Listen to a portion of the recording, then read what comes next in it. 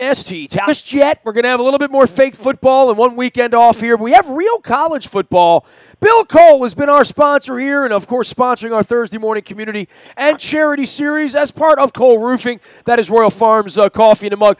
Billy, you're good, but you haven't developed your own Kona blend yet. So, in the meantime, it's going to be Royal Farms coffee in your mug. But welcome in. First off, happy new season and happy back to kids' school, all that stuff going on. But we're going to play 2 football games within 4 days, quite frankly, to start the season.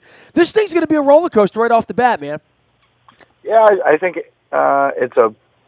everyone's excited to get back into the routine of fall. It's very much almost 7-day routine. Sad summer's coming to an end, but looking forward to knowing where everyone should be at all times because it makes things a little bit easier to plan around. So, well, yeah, and I think for the season we're planning that they're going to be good, though, right? I mean, like that. This is the first time in a couple of years that I have felt general optimism. General, we think we might be playing in January. I don't know that I felt that way the last 2 or 3 years.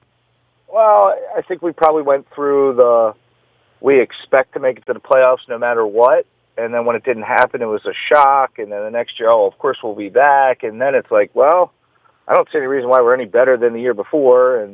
But I would agree. I think we've turned the corner, and everyone is generally optimistic. I don't know what the deal is with the Flacco thing because everybody loved to beat him up. But now it seems like most people are like, well, I just better root for him because I really need him to do well. What is it with him? I mean, why would you be anti-Flacco if you're just Joe Sixpack fan? You got no dog in the hunt. You don't talk to him every day like I have for 12 years. What is it about him, specifically locally, that I feel like he's the most underappreciated athlete we've had in modern times here, who's good? Not Kyle Bowler, not, some little engine that can't, not Sidney Ponson. I'm talking about somebody that created a parade in this city. Now, I don't want to say single-handedly, but he was the primary reason we had a parade here, like literally. Yeah. Why does that not earn him some love? I just want, and he's the best dude that I've covered in 30 years of covering sports, literally.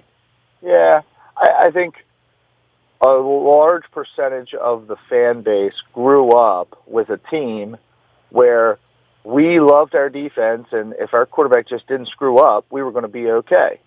So, and by the way, Trent Dilfer's got that so bad, he was really kind of rude to me in Canton 3 weeks ago. And Trent Dilfer wants nothing to do with Baltimore, wants nothing to do with coming back to Baltimore to be honored. Trent Dilfer is over Baltimore 17 years later. How about that?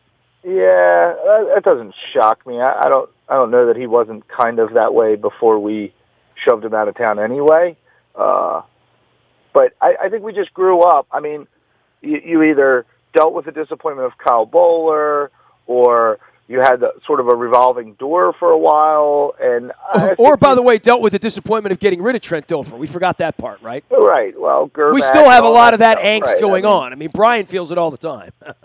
Yeah, so I think, and maybe Joe turns the corner, I don't know, and now all of a sudden we believe in our quarterbacks, but he's the middle guy, he's the main guy, he handles the ball every play. It's easy to blame him. I just think that there's trepidation and people are always worried. And Joe, to his credit, but I think it works against him a little bit, he's not the most outspoken person. He seems like an okay guy, but everybody loves to go on the radio in April and complain that he's not, working out 5 days a week with the new receivers, and how could he expect to be good if he doesn't do that? And he's busy making babies. He's not really about the team. He's made a lot of babies, though. He has. I mean, he's been a very busy guy, no doubt about that. But I think people genuinely root for him. But it's easy to complain about him when there's nothing else to talk about. Well, they're 0-0 right now, and there'll be plenty of complaining if they lose to the Bills next week. They're not going to lose to the Bills, right, Bill? I mean, we'll discuss this again next week, but there's no mind frame here that they're not 1-0 going to Cincinnati. It is an exciting beginning of the season. There's no doubt about that. I mean, all 3 of the division road games in the first 5 weeks of the season, we're going to get out of the gate here and either smell really good or not so good by October, 10th or so, right? Yeah, there tends to be this.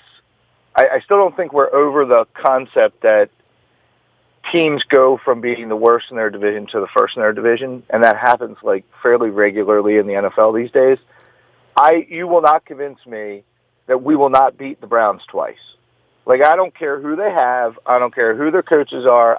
That does not matter. You clearly have not watched Hard Knocks, is what the issue is. I get it. Everybody keeps saying how good they're going to be, but I can remember at least 3 other times in the last 10 years where just by the mere fact that they had top 5 picks for 5 years in a row means they've got top 5 pick players all over the field. They have to be good, and they were terrible. So I'll never believe that the Browns are going to beat us. Not that we can't get beat. It happens. Same thing with Cincinnati, really. Like, I still don't acknowledge that Cincinnati won our division. I don't know if they won, I guess it was 2 years ago. 3 times, maybe? Right? I think over the course of time, yes. Yeah, so, I mean, I know the Pittsburgh game's going to be tough, and I know that's going to be tough no matter who they have or how bad they are. So I get that. And then you look across the rest of the landscape, and you really just think about teams that are perennially good as opposed to teams that are bad, like the Bills. I expect us to beat the Bills. I don't know very much, but I expect us to beat them. So you do that across the whole thing. Same thing with, like, Tennessee. Oh, we go WLW. By the way, Tennessee's good. And on my 50th birthday, and I know you're not going, but you should be going because we're going to have a good time. But I am very concerned that the Allers are an improved lot this year. And I don't just mean Correa, by the way, either. But, I think they're going to be a better team this year. I think that's a tough game going into Nashville and winning on October 14th.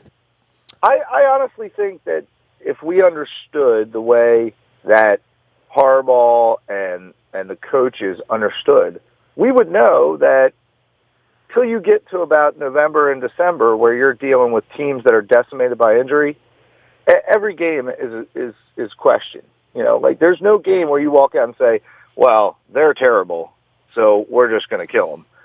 Well, we say that about the Browns, and then it's a 3-point game in the fourth quarter every week. Sure. Everybody catches lightning in a bottle, I mean, guys have good days. It happens in the league, and sometimes our guys have bad days. So I think we're nervous about it. That's why we tune in. That's why we watch, right? That's why we go cheer for them. So Bill Cole is from Cole Roofing. He is one of our sponsors and friends. Also, Pfister Energy. You can find him out on LinkedIn, out at coleroofing.com, where they have lovely stuff and lovely pictures about all the stuff that they do on top of the roof above your head to make the space better or greener or more solar or more functional or more efficient and all of that good stuff. But Billy's a Baltimore sports fan as well. Anything you got on the Orioles before, I move back on to football here?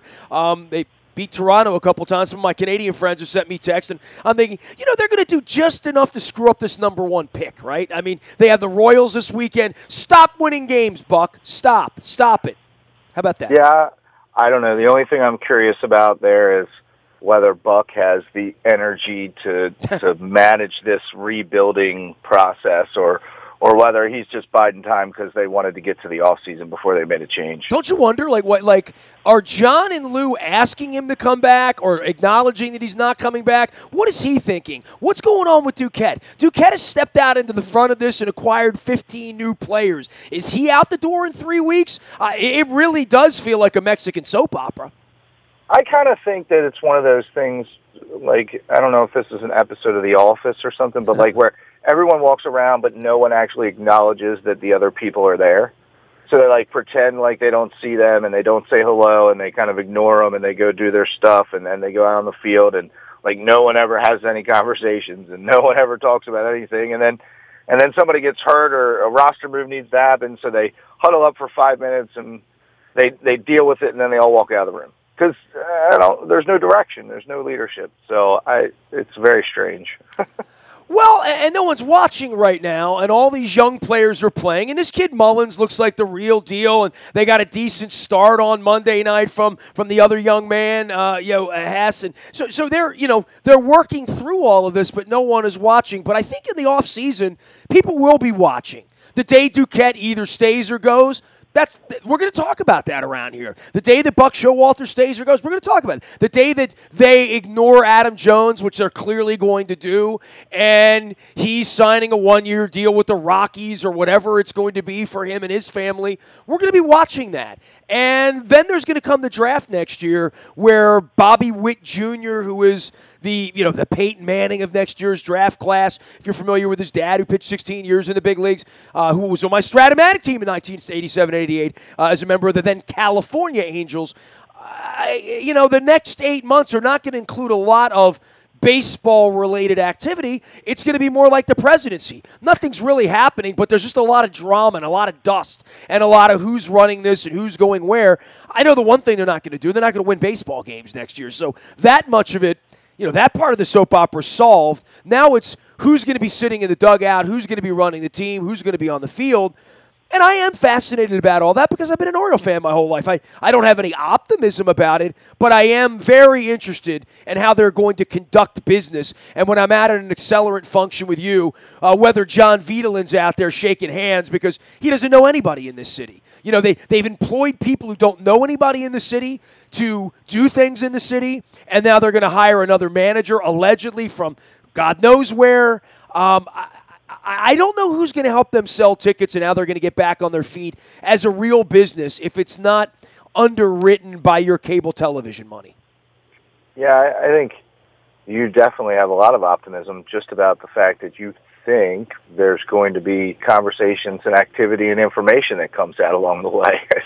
It's liable to be nothing and nothing and nothing. Well, when McPhail left, nobody said a word. I mean, 5 weeks earlier, Flanagan killed himself. 5 weeks later, literally, there was no media when Andy McPhail was, packing up his Coogee sweater, leaving. He just left and didn't answer the phone for years, literally. I mean, I don't know that he's ever talked about the Orioles' experience here, ever talked about the death of Mike Flanagan, ever talked about walking out of here and watching them play playoff games for 3 years after that. You're right. He did just sort of sneak out the side door. I'll give you that. And that's their MO, right? So, well, and if Flacco's 4-1, right? If the Ravens are 4-1, second week of October, they could do whatever they want. Nobody's going to care, right? We're going to be stringing up the purple lights around here. Right. No, if there was a decision to be made, typically it would be this back and forth. Should Buck stay? Should Buck go? And if everyone cared, there would be, sort of a in-between conversations about the next Ravens game. There would be a conversation about Buck or, whatever. But I just don't think that's the case because there's not enough information to know whether that's even a debate that's occurring in the organization. So, that decision might already be made, or Buck's mind might already be made up. I mean, we just don't know, and it doesn't seem like we get any glimpse of it either. So, on to football, you would say, right? Yeah, or college football or whatever. I mean, there tends to be enough stuff in the fall that I'll hear it if something happens, but I wouldn't be surprised by probably anything. So. Billy Cole is here. He is Bill Cole of Cole Roofing. You can find him out on LinkedIn. You can find him out on Twitter. Find him at Cole Roofing. Tell everybody what you do, and then I want to just throw into the Terps here because they're playing this weekend, and I know we had talked about that, but I know you're out. You got jobs all over the country right now, but 99 years. When is the official 100th year? What was the day your great-great-grandfather started Cole Roofing? Yeah, the details are sketchy about kind of a day. We're just kind of go with the whole year next year. Okay. As a way to, just celebrate. And, it's a lot about thanking, the tremendous number of people and really just probably a lot of where our civic pride comes from. I mean, the Baltimore community is a, close-knit, community where everybody loves, you call it Smaltimore or whatever, but I mean, that is one of the most important reasons why a company can make it 100 years. So, we're very, very grateful for all the people in Baltimore that helped us along the years, to get to 100. It says here on your website for a century. It hasn't been a century yet. It's only been 99 years. So I'm editing your website as I'm reading through. Thank you. I appreciate that. All that thinking stuff ahead. Really thinking ahead. It's all really hard to talk about. And, like how many times do I want to have to edit my website and things like that. Solar PV and architectural panels are not, we'd rather talk about the Terps here, right? I don't know. It's up to you. There's lots of stuff I like to talk about that isn't just the Terps. The Terps, I don't even know if I want to talk about the Terps. When's the last time you went to a Terps football game? That was going to be my question. 20-plus years, probably. Oh, wow. Maybe that was a danger. I'm going to ask all my sponsors that. I can't do both days. Right. Fair enough. And stuff like that. So, I'll be honest, even my ability to attend Ravens games has declined. You go 96 to 2006, I'd be shocked if I missed more than, 5 games, including, driving to Tennessee for a playoff game and driving to Tampa for the Super Bowl and all that stuff. So, all the crazy memories. Right. But nowadays, it's really there's kids, right? It's really kids, comfortable on the couch. Businesses, kids, all of that. Right. To your point, I can't do 2 days. That is maybe one of the great quotes of all time as to if anybody from Maryland would ever say to me or us or Baltimore, hey, why don't you come to our football games? I wouldn't say it's because you kill kids and let them die out in the middle of the field and then cover your ass all summer long, which they did this summer, by the way. And it's I don't think I'm stating, I'm not going over the edge there. But the answer would be, one time I was on the phone with Bill Cole and he said, I can't do 2 days, right? Literally, like that. That's going to be the answer for a lot of Redskins fans and a lot of Ravens fans is I can't do 2 days. Yeah, and honestly, there is a fun, the away game where, maybe some friends come over the house and you do that on an away game for the Ravens. Like, that's a fun thing to do as well. So even when you can't be at the game, you still have this portion of your Sunday that's blocked off related to football. The other thing is, I like watching college football. I like having it on the background or trying to get other stuff done. But I like watching SEC teams and Big 12 teams, and I like Big 10 too. But dude, it's amazing how much football on a Saturday, right? When I'm home, like this Saturday, I don't think I'm going anywhere this Saturday. I think we're hanging at home, getting some work done, getting ready for football season. I get enough weekends away. When I get up at 11 in the morning, whatever Lee Corso is on or whatever, ESPN and mascots and nonsense that they do, which we've had across the street here from where I live. When Navy was here a couple years ago, they brought that whole village in their tour buses and all that stuff. From the moment that happens at 11 in the morning until literally 2 a.m., if I go through channels 840 to 880 on my TV, not to mention TBS, BET, every channel, BET will have some Middle Tennessee State game on. Masson will have some Broken Pelvis Villanova game on. The Towson game will be over here.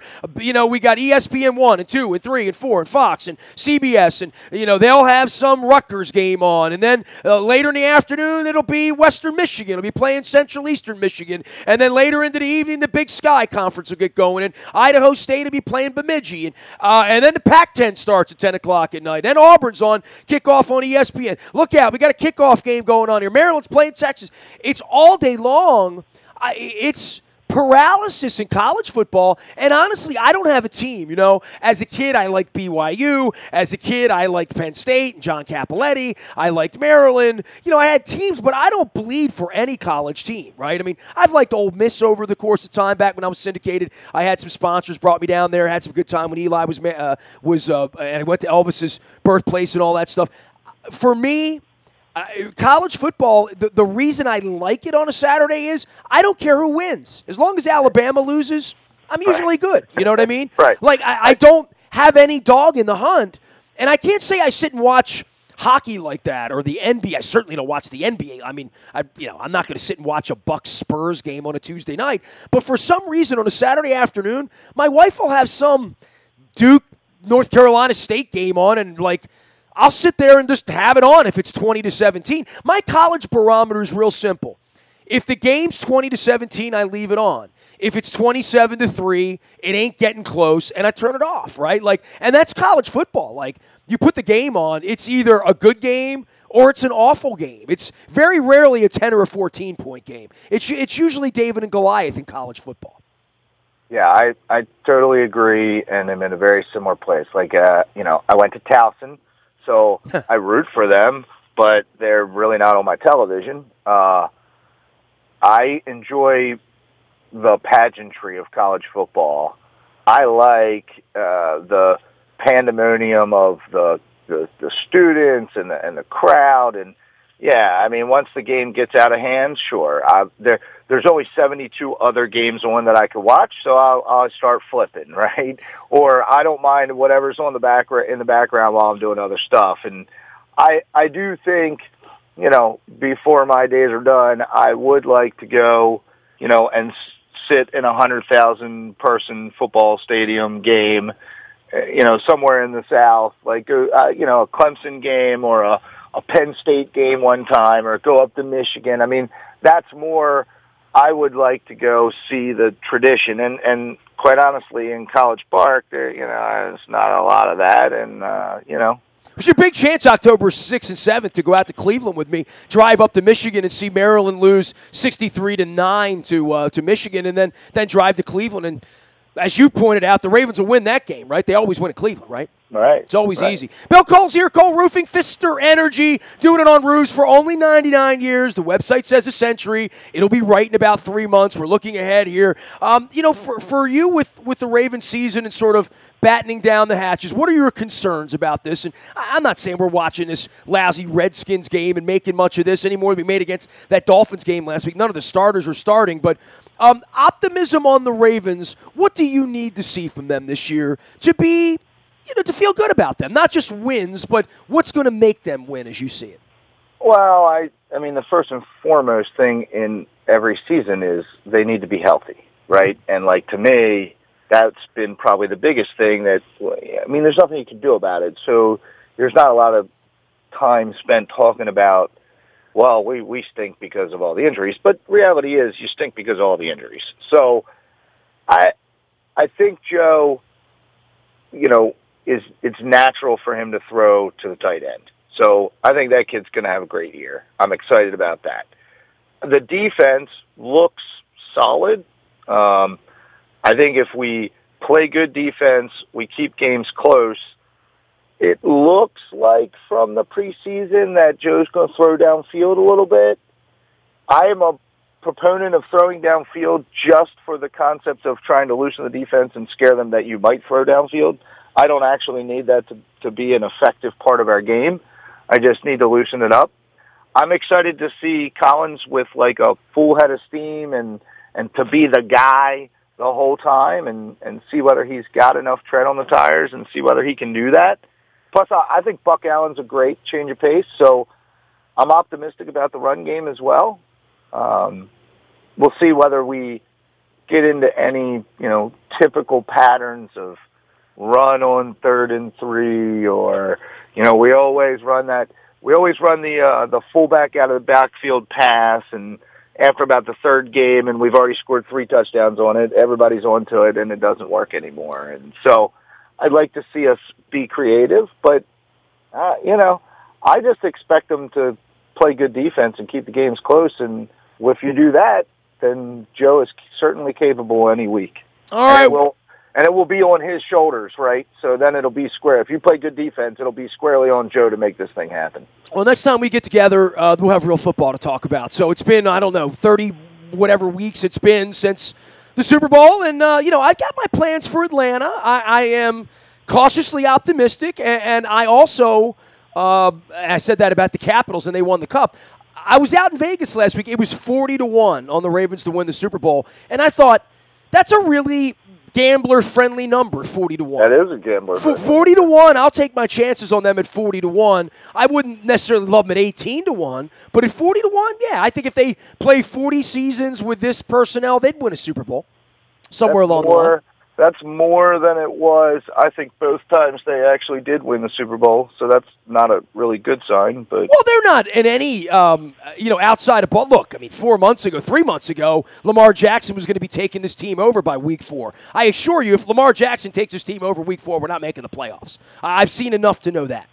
Yeah, I would agree with that. All right, brother. Well, take care of yourself. I know you're up on roofs here, and we're finally getting rid of some of this hot weather down the line. Talk to me about Pfister Energy, because we always talk cold roofing, but I want to talk some solar panels with you, especially being out west 2 weeks ago and seeing all that stuff. Yeah, we're doing commercial solar installations, so any kind of commercial building or parking lot, we do canopies, or farms, we put them in fields. It's very much the sort of industry right now in our world where if you are curious and you think it's something you might want to understand, that we still do a ton of education to try and help people understand how the economics work. But it is an investment in your property. It creates a stream of revenue and income, has tax credits. It's a great deal. But we have to find, the right match, and it's an investment. So you got to have a long-term perspective on it, understand ROI and how you get your money back and how you make money on it long-term. But it is nice to sort of cut the umbilical cord from BG&E and put that money in your pocket instead of sending it to them.